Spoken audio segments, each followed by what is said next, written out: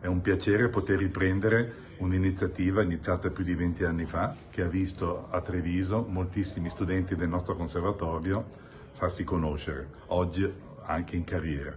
Portiamo la nuova rassegna in 6 luoghi diversi della città.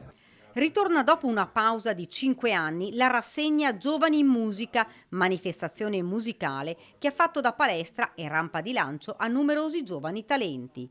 Nato dalla collaborazione tra la provincia di Treviso e il Conservatorio Agostino Steffani di Castelfranco Veneto, il calendario di Giovani in Musica si compone di una serie di concerti in luoghi simbolo della città che coinvolgeranno Comune di Treviso, Diocesi e Fondazione Benetton.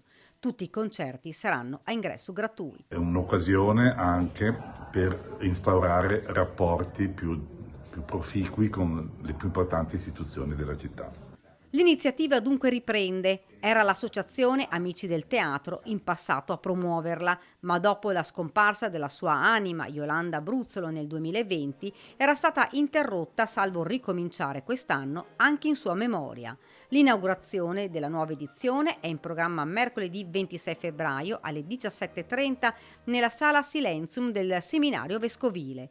Durante la presentazione della rassegna è stata sottoscritta una convenzione tra il Conservatorio e l'amministrazione provinciale per favorire la realizzazione di progetti musicali, didattici e di ricerca rivolta ai giovani, in cui in realtà beneficia l'intera comunità.